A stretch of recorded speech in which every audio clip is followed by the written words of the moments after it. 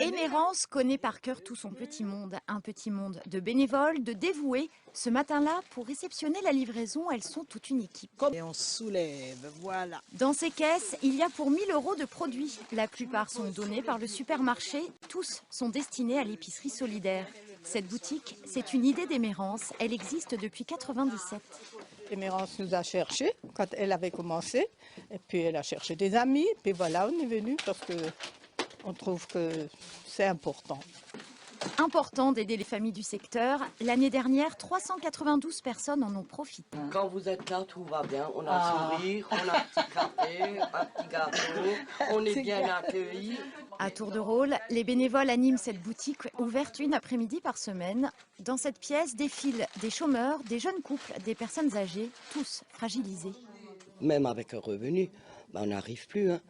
C'est parce que vous avez tout payé, chauffage et tout, il vous reste absolument plus rien. S'ils sont pas là, on mange pas. On finit par les fins de mois, on mange pas, on n'a rien. Et quand la boutique ferme, en coulisses, une fois par mois, les petites mains s'activent pour trouver de quoi la financer. Pour combien on a vendu, Salomé? À l'expo à Wörth, on avait pour 1300, presque 1400 €. Ça le met bien. On va aller à l'atelier de cuisine. L'atelier de cuisine, encore une de ses créations mises en place depuis 4 ans. Une fois par mois, ces femmes réalisent ensemble une nouvelle recette guidée par une bénévole. Elles vont échanger, partager et surtout sortir de leur quotidien.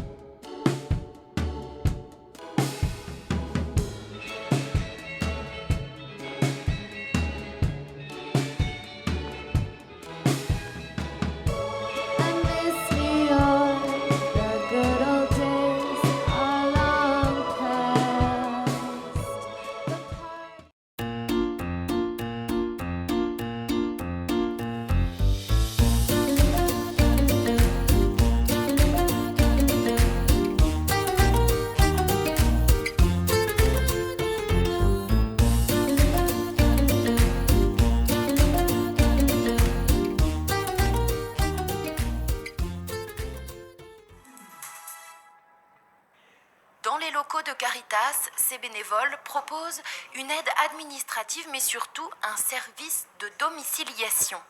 Roger en est le responsable depuis 3 ans. 400 boîtes aux lettres sont prises en charge ici. Vous savez qu'une personne qui n'a pas d'adresse est une personne inconnue, comme on dit au bataillon, inconnue pour tout le monde, aussi bien pour l'administration, ses droits personnels, droits civiques, droits sociaux, il est inconnu s'il n'a pas d'adresse. De quoi défaire quelques préjugés sur les personnes en situation de pauvreté qui se retrouvent alors dans des cas très compliqués, qu'elles soient françaises ou demandeurs d'asile. Prenons l'exemple des déboutés qui ont des enfants. Ils ont un lien avec la commune parce que les enfants, ça fait 2 ans ou 3 ans qu'ils sont scolarisés. Et maintenant, hop, on les déboute et on ne veut pas savoir comment on va la suite. Chez Caritas, on se pose d'autant plus la question que l'association vient de publier ses statistiques sur la pauvreté. Le constat est plus que jamais alarmant. Si aujourd'hui, il faut bien dire, un enlisement dans la pauvreté, puisque plus de 40% des personnes que nous accueillons étaient déjà accueillies l'année précédente.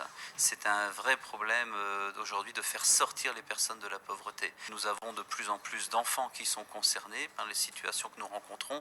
L'occasion de rappeler que c'est grâce aux dons que l'association peut continuer d'accompagner chaque année 35 000 personnes. Quand on arrive dans ce site, en fait, on est en haut d'une colline, on est entouré de forêts, on est un peu coupé du monde. Quand on vient ici, on a envie de poser ses valises et de se dire on laisse tout derrière. bercé par les oiseaux, par la nature. On voulait une maison qui puisse s'ouvrir aussi à tout à chacun. On vient passer des vacances en conscience que ce lieu est un peu particulier, où on rencontrera des gens qu'on ne fréquente pas habituellement. Se rendre compte que finalement, une personne en situation de précarité est d'abord une personne. Agnès est l'une d'entre elles. Bonjour. Elle a 25 ans. Voilà notre arrivée. Avec ses 3 enfants, dont Bernadette et Cosimo, les plus grands, elle est suivie par Caritas depuis son arrivée en France il y a 2 ans. Après une adolescence marquée par une grossesse et un conflit familial, la jeune fille se débrouille seule depuis l'âge de 12 ans. Chassée par la guerre dans son Mali natal, elle a fui et trouvé refuge à Colmar. Elle est accompagnée par l'association dans ses démarches administratives, sa recherche d'emploi ou pour des cours de français. C'est trop bien. Ouais.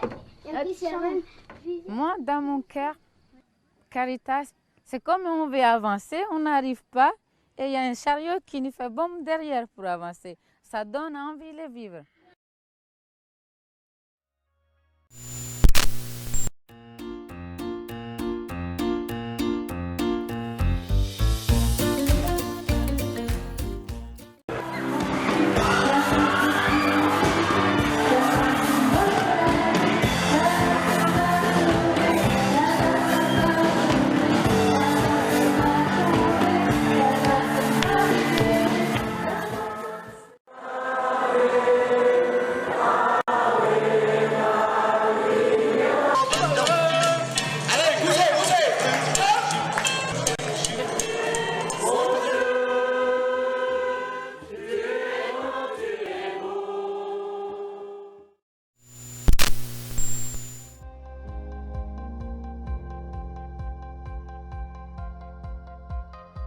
Vous pouvez les aider vraiment, pas juste à survivre, mais à s'en sortir.